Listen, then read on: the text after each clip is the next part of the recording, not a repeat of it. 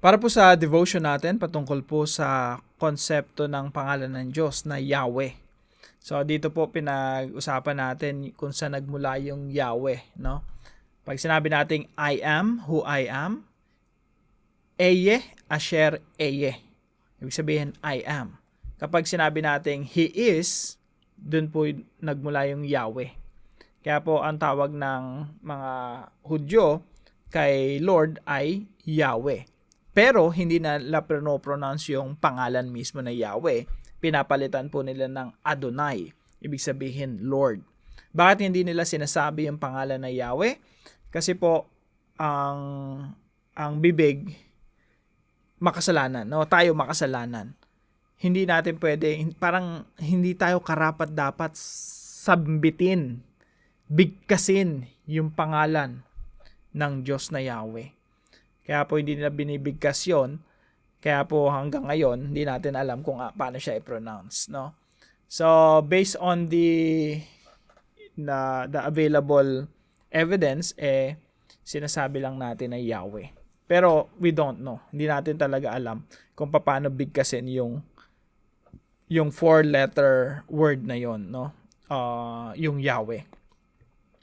So, dito po sa Exodus chapter 3 verse 14 and 15, sabi ni Moses, anong sasabihin ko na pangalan nyo, no? Ang sabi ng Diyos kay Moses, ito yung pangalan ko, I am who I am. I am has sent me to you.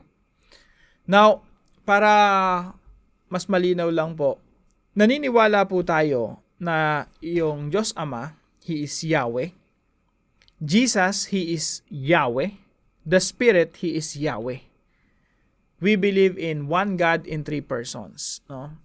One God who revealed Himself through the Father, the Son, and the Holy Spirit.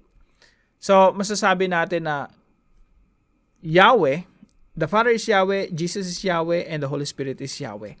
Kaya pagdating sa New Testament, si Jesus, nireveal niya rin yung sarili niya na Yahweh. Sabi po rito sa John chapter 8:58, very truly I tell you, Jesus answered, before Abraham was born, I am. Kaya sabi ng mga Hudyo sa kanya, paano naging mas matanda ka pa kay Abraham? Basically, ang sinasabi ni Jesus Christ, because I am Yahweh. Talagang mas matanda po kay Abraham kasi wala akong pinagmulan. He is, eternal. Jesus is eternal. So, before Abraham was born, I am. Ako nga. Pagdating po rito sa Exodus chapter 3, sinugo ako sa inyo ni ako nga. So, sino yung nagsugo kay Moises? Si Jesus. Ako nga.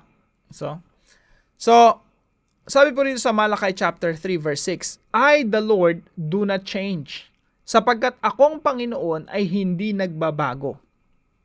So, si Yahweh, si Lord, capital L-O-R-D, hindi siya nagbabago. Kaya po pagdating sa Hebrews chapter 13 verse 8, sabi po rito, Jesus Christ is the same yesterday and today and forever. So, ang ating Panginoong Jesucristo, hindi siya nagbabago. He is Yahweh. So, dito po sa ating pinag-aralan, no, makikita natin na si Jesus Christ, He is fully trustworthy. Completely trustworthy.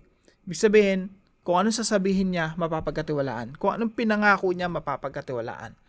Kaya po nung niligtas niya tayo sa pamamagitan ng kanyang kamatayan sa krus ng Kalbaryo at muli siyang nabuhay, sinisigurado niya na meron talaga tayong eternal life. Meron talaga tayong buhay na walang hanggan. Kasi yung pinagpaguran niya doon sa krus ng Kalbaryo, hindi magbabago yung epekto nun. Hindi magbabago yung isip ng Panginoong Jesucristo na, okay, niligtas kita, pero I wanna change my mind. Tapong kita sa impyerno. Walang ganun, no? So, si Jesus Christ, wala siyang sasabihin na hindi niya gagawin at wala siyang pangako na hindi niya tutuparin.